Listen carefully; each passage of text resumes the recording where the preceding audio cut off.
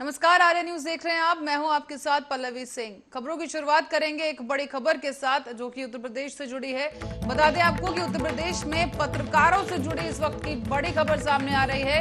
योगी सरकार अब वरिष्ठ पत्रकारों को पेंशन देगी। बड़ी खबर इस वक्त की पत्रकारों के लिए, जहां उत्तराखंड की तर्ज पर लागू हो रही है पत्रकार पेंशन स्कीम और मुख्यमंत्री योगी आदित्यनाथ के निर्देश पर जारी हुआ है विभागीय निर्देश। और अब 60 साल से ज्यादा की उम्र पूरी कर चुके पत्रकारों के लिए पेंशन की सुविधा दी जाएगी। पूरे प्रदेश के पत्रकारों को मिलेगी पेंशन स्कीम का जो लाभ है। और साथ ही साथ सूचना विभाग ने प्रदेश के सभी जनपदों से विवरण मांगा है। अपर निदेशक सूचना डॉक्टर अंशुमन त्रिपाठी ने एक पत्र जारी किया है, जहां जिलों से एक सप्ताह में सभी वरिष्ठ पत्रकारों की सूची मांगी गई। यानी कि अब पत्रकारों को जो कि 60 साल की आयु पूरी कर चुके हैं, उन्हें सरकार की तरफ से पेंशन दी जाएगी। उत्तराखंड की तर्ज पर उत्तर प्रदेश में भी अब वरिष्ठ पत्रकारों को पेंशन देने की जो स्कीम है वो लागू कर दी गई है। और इसी खबर पर जानकारी के लिए अमित शर्मा यूपी हेड हमारे साथ फोन लाइन पर जुड़ चुके हैं। अमित, आपसे जानना चाहेंगे, पत्रकारों के लिए एक बहुत बड़ा यहाँ पर निर्देश सरकार की तरफ से जारी कर दिया गया है। क्या लगता है कि किस तरीके से लागू हो पाएगा? क्या कुछ स्ट्रेटेजी सरकार की तरफ से है? जी पल्लवी, मैं बिल्कुल बता दूं आपको, एक लंबे अरसे से जिसकी जो वरिष्ठ पत्रकार थे जो कामना कर रहे थे कि ऐसा जो अन्य प्रदेशों में चल रहा है, उत्तराखंड हो गया, मध्य प्रदेश हो गया, वहाँ भी पत्रकारों के लिए पेंशन सुविधा, आवास सुविधा जैसी कई योजनाएं थी जो वहाँ लागू थी पहले से। तो कई बार कई पत्रकार संगठन है जो इसके लिए हमेशा आवाज उठाते रहे हैं कि जो वरिष्ठ पत्रकार हैं उनको पेंशन स्कीम मिलनी चाहिए, आवास सुविधा मिलनी चाहिए और अन्य जो कानून है पत्रकारों के हित के लिए वो बनने चाहिए। तो यहाँ एक बड़ी खबर आज सुनने को मिली है, जिस तरीके से जो अपर निदेशक सूचना जो अंशुमन त्रिपाठी जी हैं, उनके जो माध्यम से जो प्रत्येक जिले के जो पत्रकार हैं, वरिष्ठ पत्रकार जो 60 वर्ष के हैं या 60 वर्ष से अधिक की आयु पूरी कर चुके हैं, तो उनके लिए उनके नाम यहाँ से मांगे गए हैं ताकि उनको पेंशन स्कीम का फायदा मिल सके। इसमें और क्या कुछ प्रावधान होगा? कौन से वो पत्रकार होंगे जो इस पूरी सूची में आते हैं जिन्हें पेंशन मिलेगी, या क्या वो पत्रकार हैं, कौन से ऐसे पत्रकार हैं जो इस सूची में शामिल नहीं हो पाएंगे? जी, ये बहुत बड़ा सवाल है और अहम सवाल भी यही है कि इसमें ये अभी कोई स्पष्ट नहीं कर पाया है कि इसमें केवल मान्यता प्राप्त पत्रकार ही रहेंगे या स्वतंत्र पत्रकार के रूप में जो अपना जो 60 साल का कार्यकाल पूरा कर चुके हैं या आज भी वो अपनी सेवाएं दे रहे हैं, उनको भी इसके अंदर शामिल किया जाएगा। अभी इस पर असमंजस बना हुआ है। तो अमित, क्या लगता है कब तक ये स्थिति साफ हो पाएगी? क्योंकि जाहिर सी बात है, इतना बड़ा अगर घोषणा की गई सरकार की तरफ से तो सभी पत्रकार इस वक्त जानना चाहेंगे कि आखिर वो क्या चीज है जो करें या क्या करने से बचें, और क्या कुछ प्रावधान सरकार की तरफ से है कि इसी क्राइटेरिया के हिसाब से इन पत्रकारों को पेंशन का लाभ मिल सकेगा। जी बिल्कुल, अभी इस पे कुछ स्पष्ट कह पाना अभी उचित नहीं होगा, क्योंकि जिस तरीके से जो अपर निदेशक सूचना का जो पत्र जारी हुआ है उसमें ये कोई स्पष्ट नहीं किया गया है कि 60 वर्ष की आयु पूरी करने वाले पत्रकार जो मान्यता प्राप्त पत्रकार हैं या स्वतंत्र पत्रकार है, सबको शामिल किया जाएगा। लेकिन ये स्पष्ट है कि एक सप्ताह के अंदर प्रत्येक जिले से, उत्तर प्रदेश जिले से वहाँ नाम मांगे गए हैं। अब ये आगे देखने की बात होगी कि हर जिले से किन पत्रकारों के नाम जाते हैं, जो मान्यता प्राप्त हैं उनको इसमें शामिल किया जाता है या फिर जो स्वतंत्र पत्रकार हैं या जो अपनी सेवाएं आज तक देते आए हैं और जो 60 साल की आयु पूरी कर चुके हैं उनको भी शामिल किया जाता है। तो ये जो लिस्ट बनाई जा रही है अमित, क्या कुछ पता चल पाए कि किस आधार पर ये लिस्ट बनाई जाएगी? क्या सिर्फ सरकारी चैनल जो होते हैं उन पर ये पत्रकारों की लिस्ट बनेगी, या फिर हर छोटा बड़ा चैनल जो है या हर छोटे बड़े चैनल से ताल्लुक रखने वाले पत्रकारों के नाम इस लिस्ट में शामिल होंगे? जी, अभी इस विषय में बात करने की कोशिश की गई थी हमारी जो आगरा के सूचना अधिकारी है उनके माध्यम से, लेकिन अभी उनका कॉल रिसीव नहीं हो पाया था, तो पता नहीं लग पाया कि इसमें किन पत्रकारों की सूची में जो नाम मांगे गए हैं उसकी अभी कोई स्थिति सामने नहीं आ पाई है। चलिए, बहुत बहुत धन्यवाद अमित, आपने इतनी जानकारी दी है। और इसी पे पंकज रस्तोगी वरिष्ठ पत्रकार हमारे साथ जुड़ चुके हैं। चलिए उनसे भी उनकी प्रतिक्रिया लेते हैं। कि पंकज जी, बहुत बहुत स्वागत है आपका आर्य न्यूज पर। जी पंकज जी, एक बहुत बड़ा यहाँ पर फैसला और घोषणा सामने आई सरकार की तरफ से कि अब वरिष्ठ पत्रकारों को भी पेंशन मिल सकेगी, जिस तरीके से उत्तराखंड में भी यहाँ पर पेंशन दी जा रही है। तो आपका क्या कुछ मानना है, क्या राय आपकी है इस पूरे प्रकरण को लेकर? देखिए, ये अगर उत्तर प्रदेश सरकार द्वारा ऐसा किया जा रहा है तो ये योगी सरकार का बहुत ही सराहनीय कदम है। योगी सरकार दिन प्रतिदिन नए नए आयाम स्थापित करती जा रही, समाज के हर वर्गों को ध्यान रखते योगी सरकार चल रही है। अपराधों का ग्राफ एनसीआरबी की रिपोर्ट देख लीजिए, अपराधों का ग्राफ एकदम नीचे धरातल पे आ चुका है। और जिस तरह से सरकार कार्य कर रही है योगी सरकार सभी वर्गों के लिए, तो पत्रकार भी उससे अछूते नहीं है।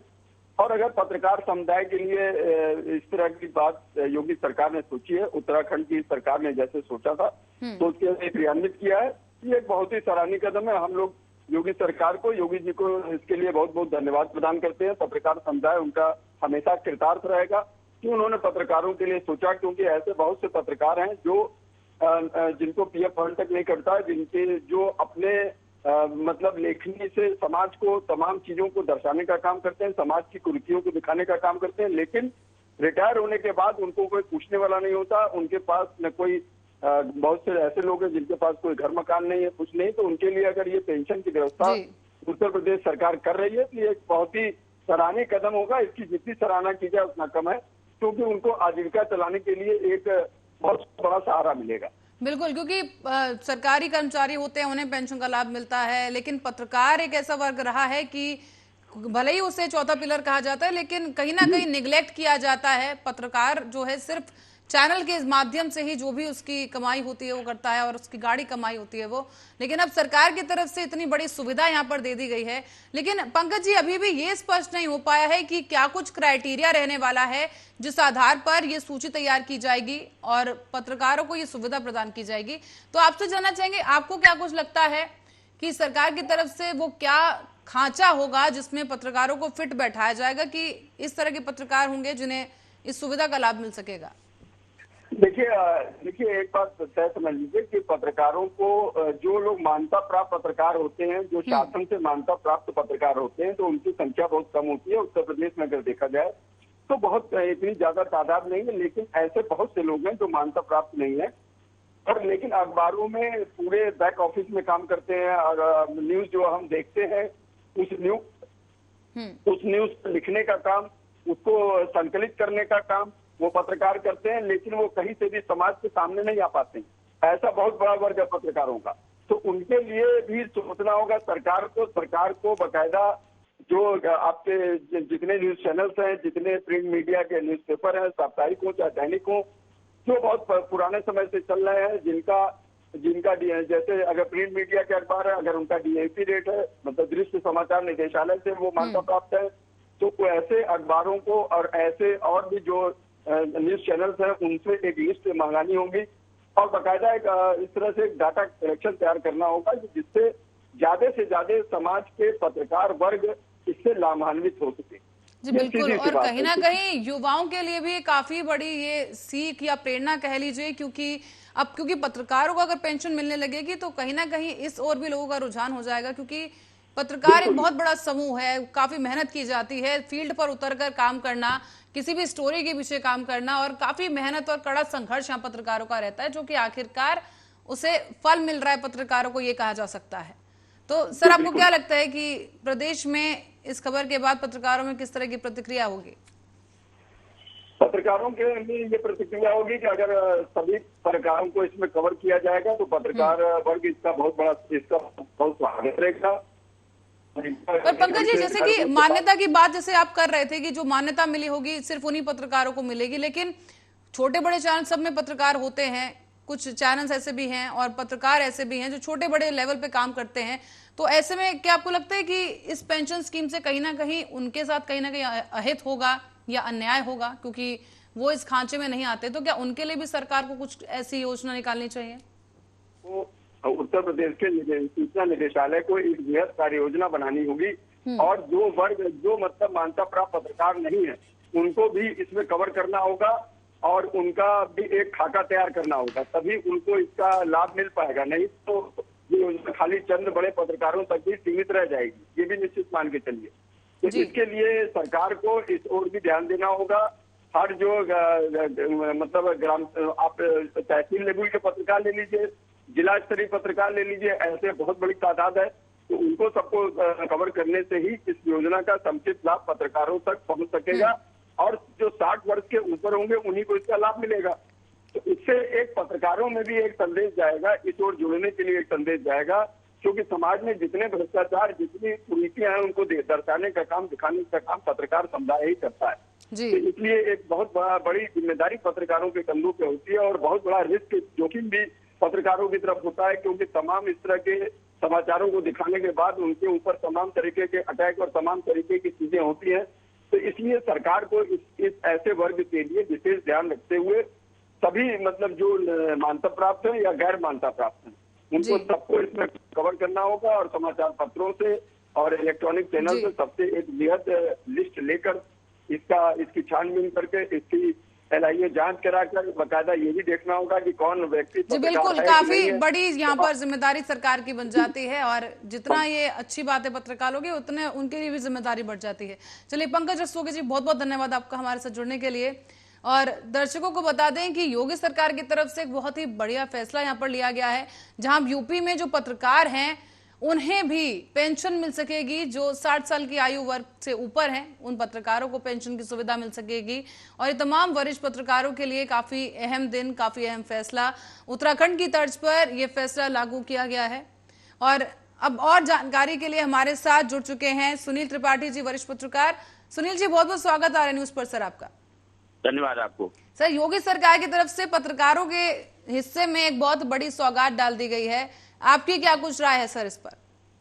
देखिए, मैं उत्तर प्रदेश के मुख्यमंत्री जी को धन्यवाद देना चाह रहा हूँ जी कि कम से कम उन्होंने हमारे मान सम्मान और भविष्य की पीड़ा को समझा तो। क्योंकि 60 साल बाद पत्रकारों की स्थिति एक लेबर से भी ज्यादा बदतर हो जाती है कि वो अब जाए तो जाए कहाँ। पूरा जीवन शान सम्मान और कलम के साथ अपना व्यतीत कर दिया, लेकिन 60 साल बाद वो कहाँ जाए, एक प्रश्न था जिसको कम से कम योगी जी ने खत्म कर दिया। लेकिन समस्या इस बात की भी है कि अब उत्तर प्रदेश सरकार को ग्रामीण अंचलों में भी ध्यान देना पड़ेगा। जो हमारे पत्रकार बंधु ग्रामीण स्तर पे काम कर रहे हैं, क्योंकि सबसे ज्यादा संघर्ष मुहिम ग्रामीण पत्रकारों को ज्यादा होता है जी, अधिकारियों से भी, अपराधियों से भी, और उनके बीच वो कलम लेके अपनी जिंदगी और लोगों की समस्याओं का समाधान करते हैं। तो उनकी तरफ भी मैं मुख्यमंत्री से मांग करूंगा, मान्यता प्राप्त पत्रकार एसोसिएशन की तरफ से, कि कम से कम ग्रामीण अंचलों के पत्रकारों को भी सुविधा मुहैया कराई जाए। पर सुनील जी, अभी तक इस बात पे कोई स्पष्टीकरण नहीं आ पाया कि किस तरीके से पत्रकारों की पूरी सूची तैयार की जाएगी। क्या कुछ वो क्राइटेरिया होगा जिसको फिल करने वाले पत्रकार ही इस सुविधा का लाभ ले सकेंगे? सर, आपका क्या कुछ राय है इस पर? आज मैम हमें एक पत्र प्राप्त हुआ है, हमारे मित्र बेटे हैं अंशुमान त्रिपाठी जी, हमारे अपर निदेशक हैं, उनका पत्र हमको प्राप्त हुआ है। तो उसमें उन्होंने जिलों से कोटा प्राप्त पत्रकार है उनकी सूची मांगी गई है, और मुख्यालय की तो सरकार पास ही है। पूरे प्रदेश के पहले जो है सुविधा जिला मान्यता प्राप्त पत्रकारों को और मुख्यालय मान्यता प्राप्त पत्रकारों की सुविधा मुहैया कराई जाएगी, जो अभी आदेश हुआ है। और हम उम्मीद करते हैं कि मुख्यमंत्री जी हमारे इतने दयालु हैं, संत आदमी हैं, तो वो निश्चित रूप से पत्रकारों की ग्रामीण अंचलों की समस्याओं समझेंगे और उनको भी उनको भी जो है पेंशन प्रदान की जाएगी। जी, तो सुनील जी, इसे ये भी कह सकते हैं कि सरकार की तरफ से एक कदम उठा लिया गया है, तो आने वाले समय में हो सकता है कि दूसरा कदम भी उठाया जाए और हर छोटे बड़े पत्रकार को ये सुविधा कहीं ना कहीं मिल पाए। देखिए मैम, अब एक अफसोस इस बात का भी है हम लोगों को कि ऐसे पत्रकार बंधु हमारे समाज में पैदा हो गए हैं कि जिनको एक आर्टिकल लिखने की तमीज नहीं है जी। अब समस्या ये है कि नए नए लोग, अब चैनल आ गए, ये आ गए, यूट्यूब आ गया, ऐसे मीडिया सिस्टम आ गए हैं कि वो जो कभी दाल बेचते थे, चप्पल बेचते थे, मैं उनको व्यक्तिगत जानता हूँ, चावल बेचते थे, आज मैक ले घूम रहे हैं।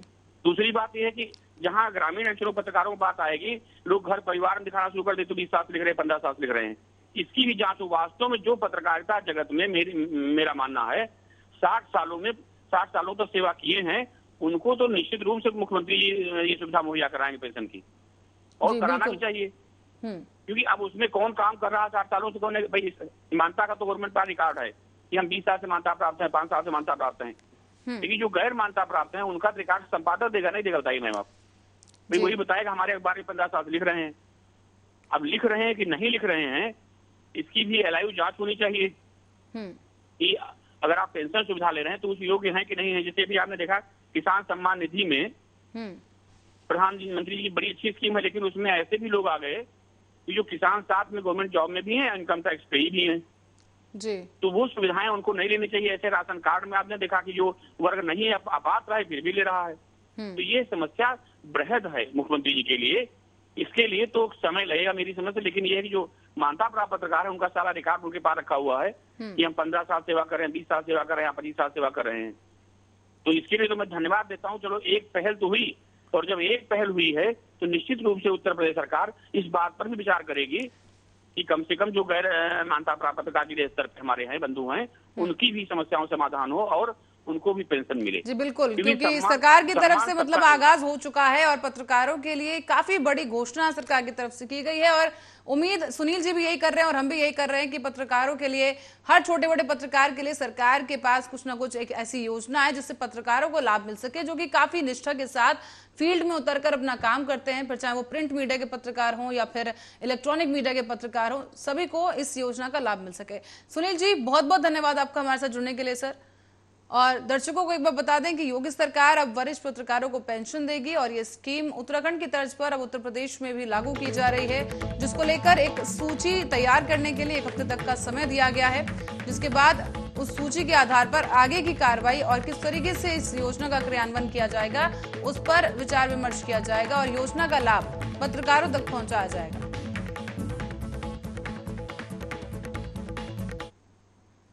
और अब बढ़ते हैं अगली खबर की ओर। दिल्ली के भाजपा सांसदों ने उपराज्यपाल वीके सक्सेना को पत्र लिखकर दिल्ली के मुख्यमंत्री अरविंद केजरीवाल और उप मुख्यमंत्री मनीष सिसोदिया और कई अन्य आपके नेताओं के द्वारा आप विधायकों को खरीदने के लिए भाजपा द्वारा कथित प्रयास के आरोपों की जांच करने के लिए अनुरोध कर दिया गया है। दरअसल आपको बता दें कि हाल ही में सदन में दिल्ली के मुख्यमंत्री ने बीजेपी पर गंभीर आरोप लगाते हुए कहा कि बीजेपी ने आपके विधायकों को खरीदने का आरोप लगाया था। तो वहीं अब इस पर भारतीय जनता पार्टी की प्रतिक्रिया सामने आई है, जिसके चलते भाजपा की तरफ से अब इस पूरे प्रकरण की जांच के लिए एक पत्र जारी कर दिया गया है। तो वहीं बीजेपी सांसद मनोज तिवारी ने भी इस दौरान अपनी प्रतिक्रिया दी है। कहा है कि आपके भ्रष्टाचार गैंग की भूख नहीं मिट रही है।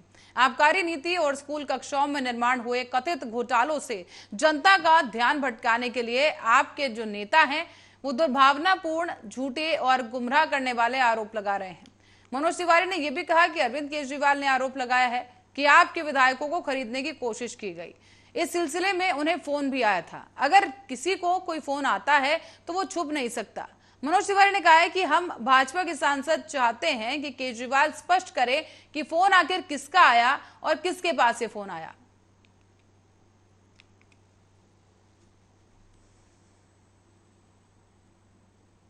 और अब खबर असम से है, जहां आपको बता दें कि बोगाई गांव जिले में कबाइट्री पार्ट 4 में गांव में स्थित मरकजुल में मारिफ क्वारियाना मदरसा को उसका एक हिस्सा तोड़ दिया गया है।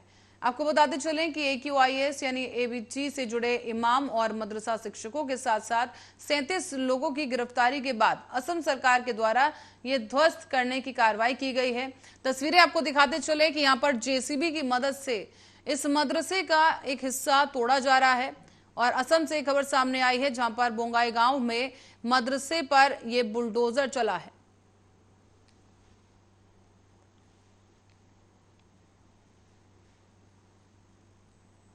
मुख्यमंत्री योगी आदित्यनाथ के द्वारा अवैध मादक पदार्थों के ऊपर कार्रवाई के सख्त निर्देश के बावजूद भारत नेपाल के सीमावर्ती इलाकों में नौतनवा SDM और आबकारी विभाग की टीम ने अब अवैध शराब के उत्पादन और उसकी बिक्री पर रोक लगाने के लिए कई सीमावर्ती गांवों में और कस्बों में स्थित देसी और अंग्रेजी शराब की दुकानों पर अभियान चलाकर छापेमारी की है। कार्रवाई के दौरान गांव में कहीं भी अवैध शराब की बिक्री या फिर उत्पादन होते नहीं पाया गया। सरकारी शराब के दुकानदारों को नियम के अनुसार शराब की बिक्री करने के भी निर्देश इस दौरान दिए गए हैं।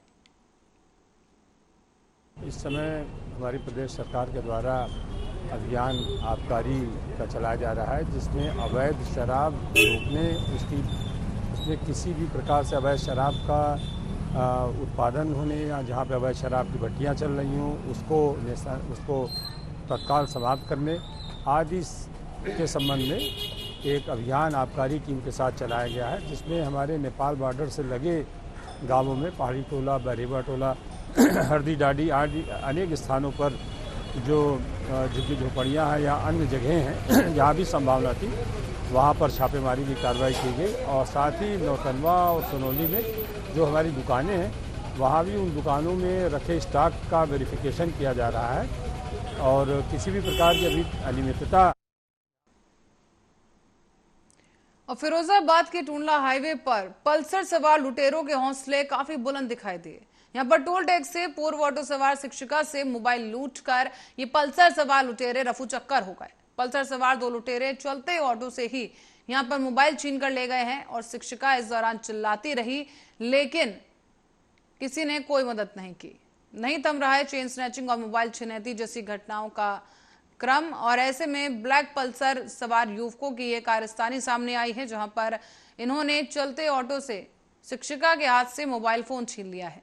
आपको बता दें कि युवकों ने नंबर प्लेट पर भी रुमाल बांध रखा था और टोल टैक्स पर मौजूद रहती है पुलिस, लेकिन इसके बावजूद इन लुटेरों पर कोई रोक नहीं लग पाई। महिला शिक्षक संगठन फिरोजाबाद की जिला अध्यक्ष है पीड़ित महिला, जिनका मोबाइल छीन लिया गया है। अपनी साथी शिक्षिका के घर से मैं निकली थी राजाताल पे। बस का काफ़ी देर वेट किया, बस ना मिलने के कारण मैंने ऑटो में अपनी साथी इंदू के साथ में बैठी, तो अचानक से फ़ोन आने पर मैंने फ़ोन अटेंड किया। फ़ोन पे बात करते हुए मैं चल रही थी। जैसे ही मैंने अपना ये आपका हाईवे पे पड़ती है हजरतपुर ऑर्डिनेंस फैक्ट्री, उसको क्रॉस किया है, उसके आगे पेट्रोल पंप पड़ता है, उसके थोड़ा सा ही आगे 100 मीटर हम गए हैं और वहाँ से 500 मीटर की दूरी टोल टैक्स की रह गई थी। तभी पीछे से ओवरटेक किया है हमारे ब्लैक कलर की पल्सर पे। वाइट कलर की टी शर्ट पहने पीछे लड़का बैठा था, जिसने अपनी पल्सर गाड़ी का नंबर प्लेट पर कपड़ा बांध रखा था। उसका नंबर ट्रेस मैं नहीं कर पाई इस वजह से, और वो आया साइड से और मेरे बात करते करते ही फोन। और अब चंदौली की ओर रुख करेंगे, जहां पर पूर्व रेल कर्मी का गला रेतकर हत्या कर दी गई। इस हत्या के बाद से इलाके में सनसनी फैल चुकी है और पुलिस ने यहां पर घटनास्थल पर पहुंचकर मुआयना किया है। पुलिस जांच पड़ताल में जुटी है। मृतक की शिनाख्त राधेश्याम पटेल के रूप में हुई, जिनकी उम्र 80 साल थी। पुलिस ने अब शव को कब्जे में लेकर पोस्टमार्टम के लिए भेज दिया है। मुगलसराय कोतवाली क्षेत्र के दांडी यानी बखरा का ये मामला बताया जा रहा है।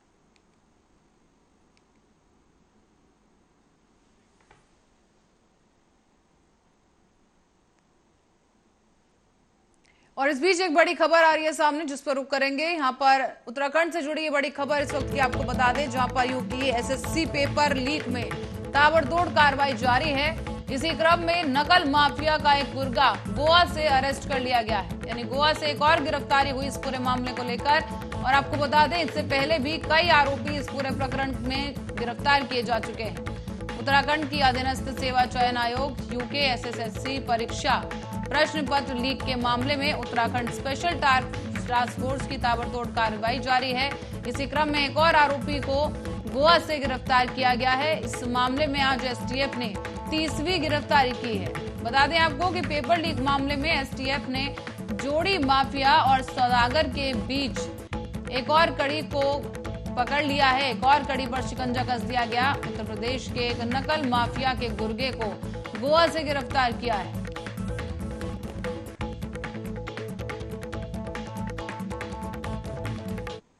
और रायबरेली में शासन के निर्देश पर चलाए जा रहे मादक पदार्थों के खिलाफ अभियान में रायबरेली पुलिस को एक बड़ी सफलता मिली है। अवैध कच्ची शराब के खिलाफ एसडीएम सदर शिखा संकवार ने और सीओ सिटी वंदना सिंह के नेतृत्व में मधोकर थाना क्षेत्र के अंतर्गत कबूली गांव में छापा मारकर बड़ी मात्रा में कच्ची शराब को बरामद किया गया। मौके से इस बीच कई कुंटल लहन भी मिला है, जिसको नष्ट कर दिया गया है।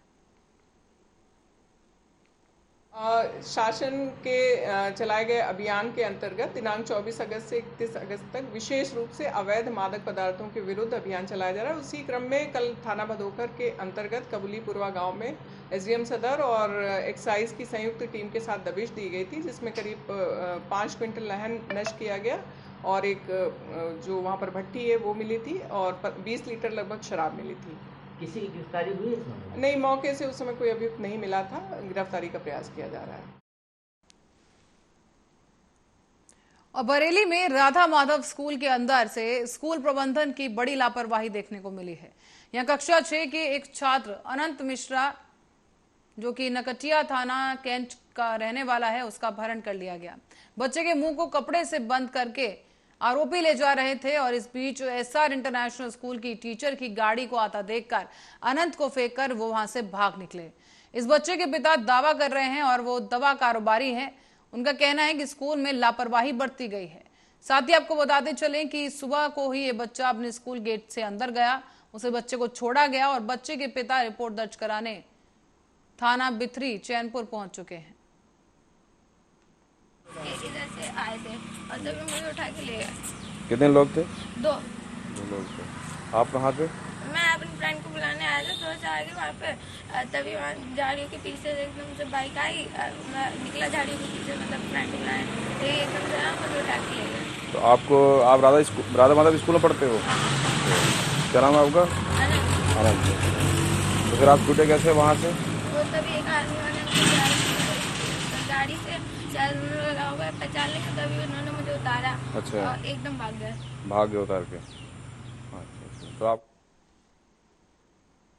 और इस साल गणेश उत्सव 31 अगस्त से शुरू हो गया है, जहां त्योहार कई राज्यों में और कई केंद्र शासित प्रदेशों में काफी धूमधाम के साथ मनाया जाता है, लेकिन ये बड़े पैमाने पर महाराष्ट्र में मनाया जाता है। मुंबई में गणेश चतुर्थी के दौरान लाल बागचा राजा पंडाल एक प्रमुख आकर्षण होता है।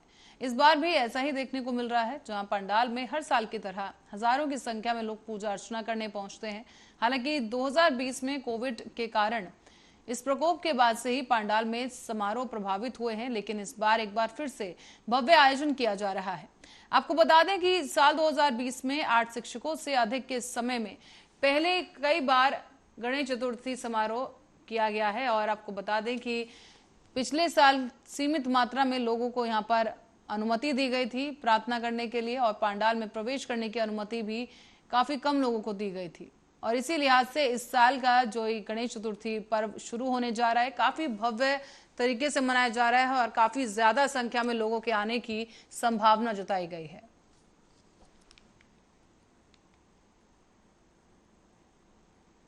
और इस बीच एक और बड़ी खबर की ओर रुख करेंगे। दिल्ली से इस वक्त की बड़ी खबर सामने आ रही है। सूत्रों के हवाले से बड़ी खबर सामने आई है, जहां दिल्ली और यूपी में इनकम टैक्स की छापेमारी की जा रही है। करीब 22 ठिकानों को चिन्हित करते हुए 22 जगहों पर इनकम टैक्स की छापेमारी जारी है।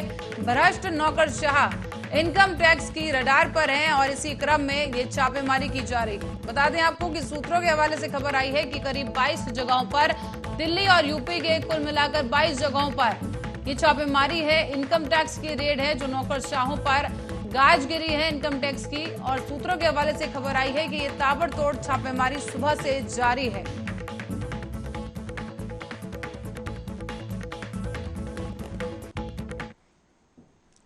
और इसी खबर के साथ ही फिलहाल के लिए बुलेटिन में इतना ही। बने रहे आप हमारे साथ, देखते रहे आर्या न्यूज।